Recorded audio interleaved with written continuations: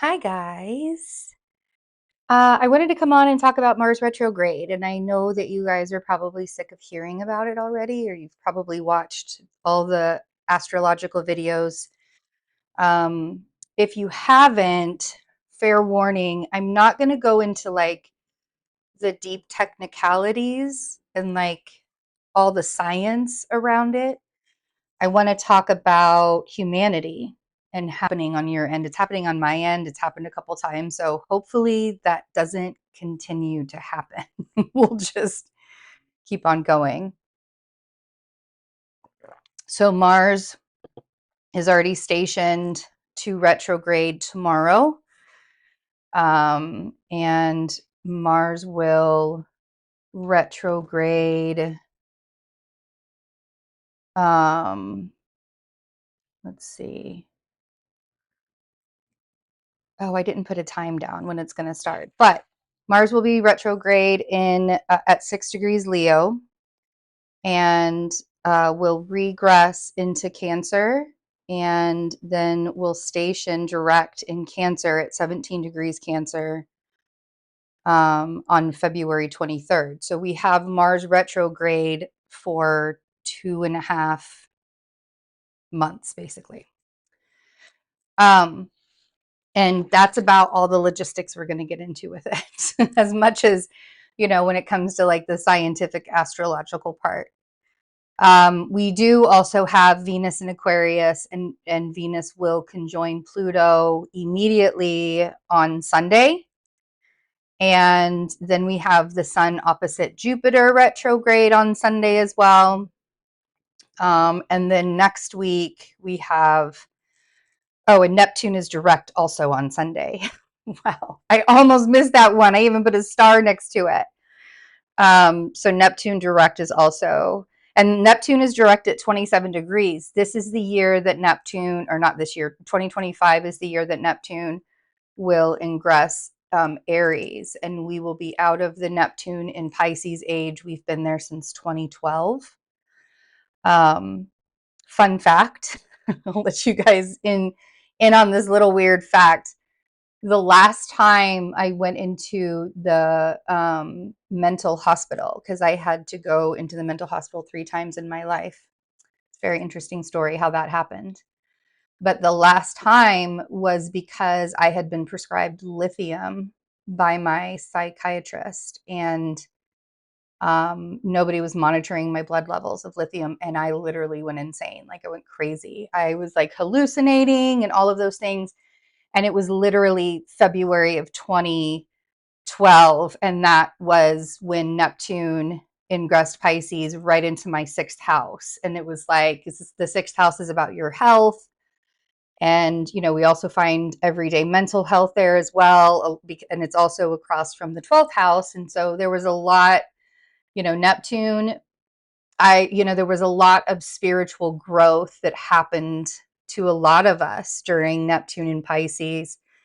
And now we are moving into the Neptune in Aries age. And we'll talk about that and do another video on that when we get there next year, a little bit. But so Neptune is direct at 27 degrees and moving right along, getting to those last degrees of Pisces again. So the delusion of things is going to be very grand because we're at these last essential degrees of Pisces with Neptune. The delusion is even going to be it's going to be much more difficult because we also have Mars retrograde. We also have Jupiter retrograde. And Mars will be retrograde until February. Jupiter's retrograde until February. And those are the 2 planets where we find our energy and our liveliness and our optimism and our joy and our passion for life. And they're both going to be and they're both going to be telling us to go more inward, go more inward, go more inward. That's what a retrograde is. It's about reviewing things. It's about just all the re's in life, right? And just allowing yourself to see your, Jupiter is about your gifts as well, in life. And Jupiter retrograde is really about seeing those inner gifts. Mars retrograde is really going to be about seeing that inner ego. What is that inner ego reaction? And I feel like there might be a lot of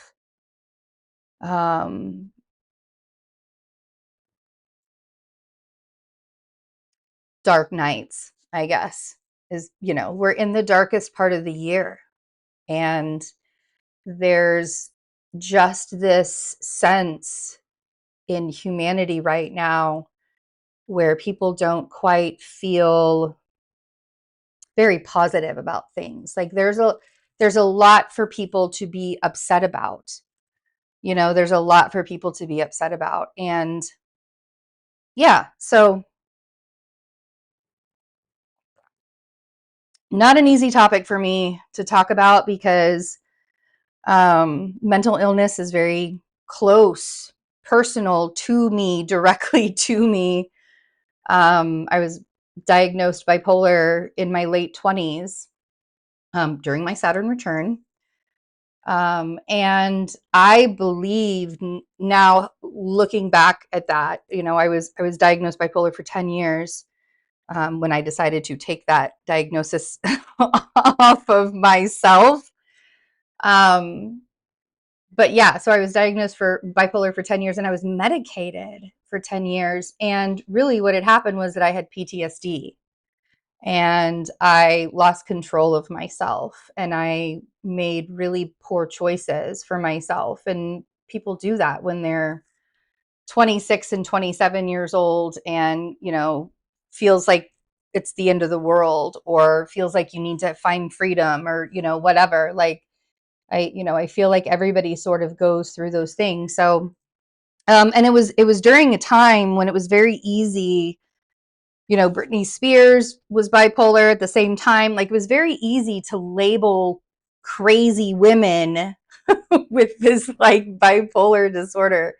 Anyway, I'm not gonna. I will get into that. But anyways, very near and dear to my heart. I was a mental health advocate for a really long time, and I still am extremely a mental health advocate. I believe that there's sometimes you need intervention from a therapist or a doctor or a medication or whatever. I feel like for some people it's for a very long time and for some people it's for a very short time. And none of us are equipped unless you have, whatever certificate or knowledge or, that are, but none of us really can be the ones that say, hey, this is the right thing for you to do to anyone adult wise. And not, not listen to the adult when the adult says, I don't feel like that's the right thing. Like I think this is for me, not this, it's like, I feel like we all should have that opportunity to be able to voice and have a safe space to do that. And to not feel like if you come to someone and say, hey, these things are kind of going on in my life, can you, do you have it? And so I want to be that safe space for everybody because I feel like this holiday season might feel a little rougher than past holiday seasons. It's been a weird 4 years for everyone. And this beginning of December, I wanted to do this video like days ago, but I myself have really kind of had to slow down. My body was in a lot of pain yesterday. Like whenever I wake up with a headache, I automatically know it's going to be one of those crappy days where I can't get out of bed. But yeah, so it was, I've had, it's been a little rough getting going, in the last couple of days. So, finally feeling a little bit better today, but, I feel like everybody kind of needs to have that safe space. So, long story short, if you are in a place where you do need to talk to somebody, please reach out. If you reach out to me, I know I'm a complete stranger to most of you. But maybe sometimes a stranger's point of view is easier than someone who's like already in it, and I just want to offer that because I don't think that anybody should feel alone. I will have boundaries. I'm going to put that out right ahead, right? I am going to have boundaries with communication and stuff. Of course, I'm going to have to communicate on my own time, but I will absolutely respond if you need somebody to be there. I'll absolutely respond, and even you just don't think that you're a burden, right? Like that was something very heavy on me for most of my life, and something very recently I don't have to worry about anymore. And the freedom of that is everything. So that's huge. If you are not doing well and you feel like a burden, you're not.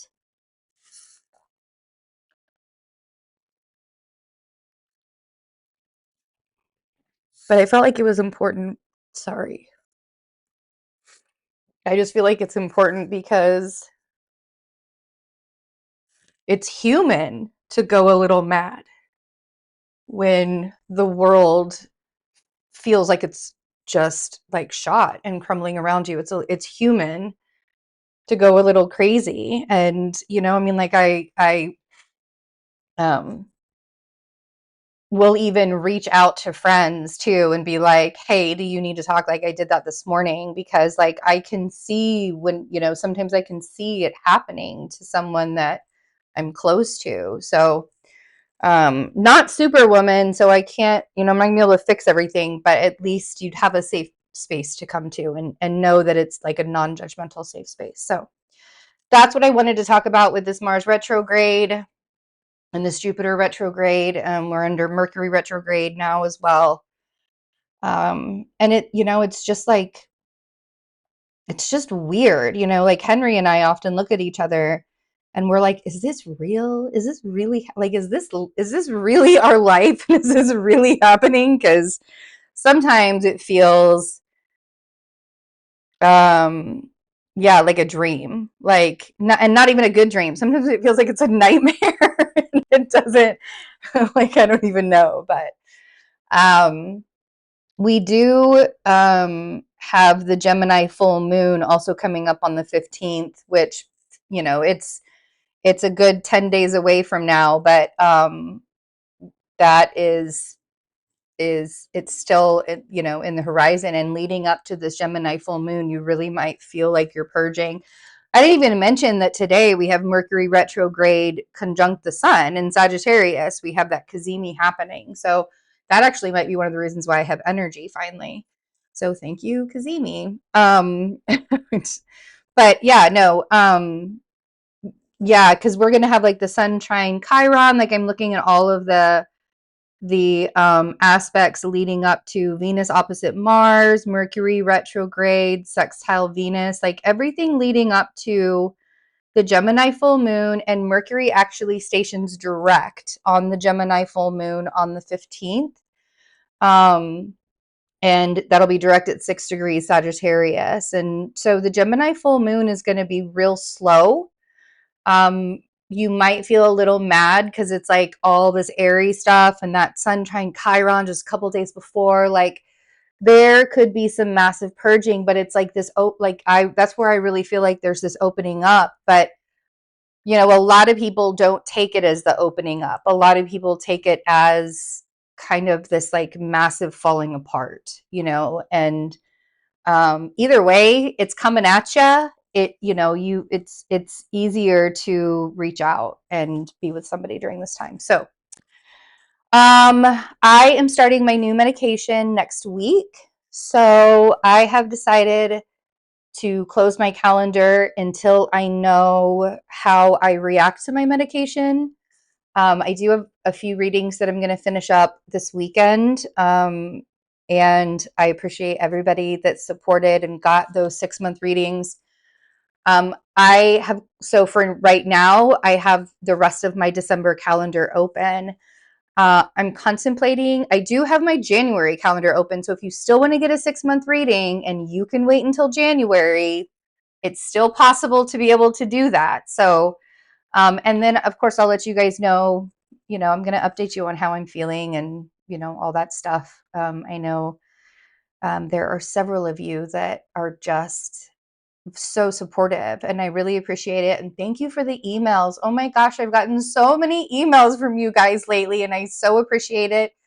And like, keep them coming. Like, if you want to email me just to like bring joy to my life, you don't have to email me if you feel bad. You can also email me if you feel good. I love those too, obviously. But no, I really appreciate the emails that have come in because it really does, like, it touches my life. Like, this is hard. Like, this is not this has not been easy. It's been very hard. And um I really appreciate this, like, everybody just being so supportive. So I'm gonna stop crying now. Gosh, I did not, like, I should have known that I was gonna like come on here and just be like a crybaby about all of it. But I love you guys. Um, and I will keep everybody updated and let you all know how things are going, and take really good care of yourselves and take good care of your loved ones, and just like snuggle on some people, like, life is short. Go love. Bye guys.